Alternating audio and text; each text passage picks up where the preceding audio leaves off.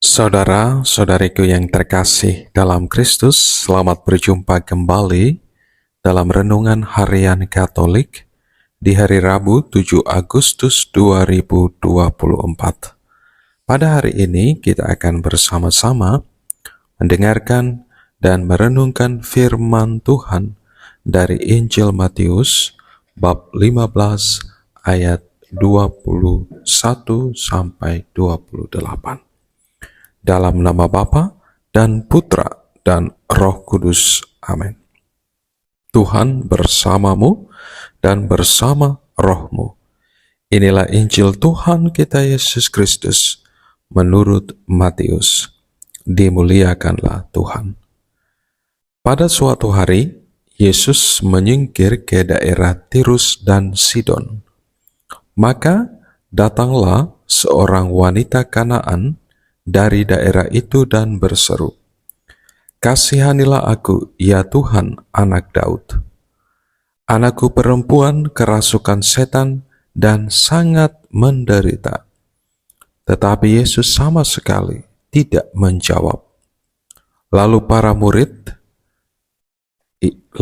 murid Yesus datang dan meminta kepadanya, "Suruhlah wanita itu pergi, sebab ia mengikuti kita," sambil berteriak-teriak. Jawab Yesus, "Aku diutus hanya kepada domba-domba umat Israel yang hilang." Tetapi wanita itu mendekat dan menyembah Dia sambil berkata, "Tuhan, tolonglah aku." Yesus menjawab, "Tidak patut mengambil roti yang disediakan bagi anak-anak dan melemparkannya kepada anjing." Kata wanita itu lagi, "Benar Tuhan, tetapi anjing-anjing pun makan remah-remah yang jatuh dari meja tuannya." Bersabdalah Yesus kepadanya, "Hai ibu, sungguh besar imanmu.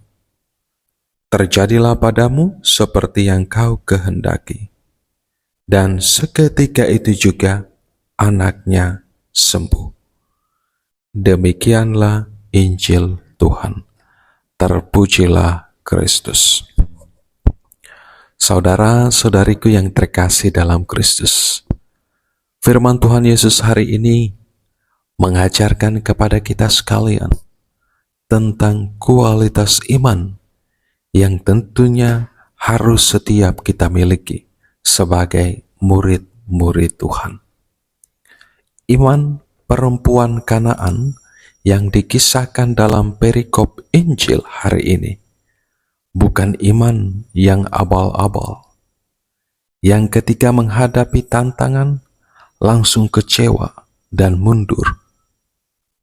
Ketika mengalami situasi yang tidak bersahabat, diacukan, ditolak, bahkan diusir, dia tetap bertahan.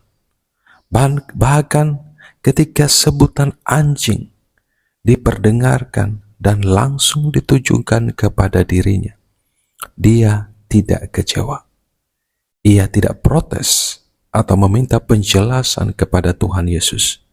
Kenapa Tuhan mengatai dirinya sebagai anjing? Tidak.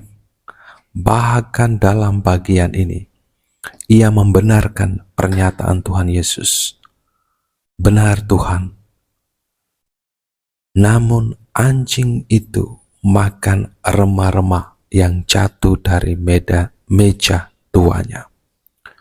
Sungguh iman yang luar biasa dahsyat, sungguh sangat mengharukan dan luar biasa iman perempuan Kanaan ini.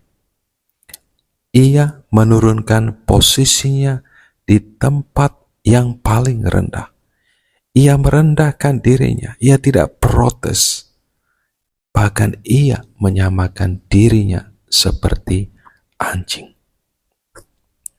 Saudara-saudariku yang terkasih dalam Kristus, perempuan Kanaan menunjukkan keberaniannya dengan keluar dari kampungnya dan datang ke tempat yang beresiko untuk bisa berjumpa dengan Tuhan Yesus. Tindakannya yang demikian tentu membawa resiko atas dirinya. Ia bisa dihina dan diusir oleh orang-orang sekampungnya. Luar biasa keberanian perempuan Kanaan kemudian menyapa Yesus dengan sapaan yang biasa disampaikan oleh para murid-muridnya. Tuhan, Anak Daud, kasihanilah aku. Panggilan menghormati dan menghargai identitas Yesus ini disertai dengan sikap imannya yang luar biasa, bahwa dalam diri Yesus ia punya solusi untuk anaknya yang saat ini sedang sakit. Dia percaya bahwa Tuhan Yesus punya otoritas, punya kuasa menyelesaikan persoalan hidup yang ia alami saat ini, yakni menyembuhkan anak perempuannya yang kerasukan setan. Saudara-saudariku yang terkasih dalam Kristus, tindakan perempuan Kanaan yang tidak pernah menyerah dengan apa yang ia butuhkan pada saat itu, yakni kesembuhan anaknya dari cengkeraman, dari kuasa iblis, mendapat respon dari Tuhan Yesus. Yesus berkata, "Hai ibu, karena imanmu, maka jadilah kepadamu seperti yang kau kehendaki." Seketika itu juga anaknya sembuh.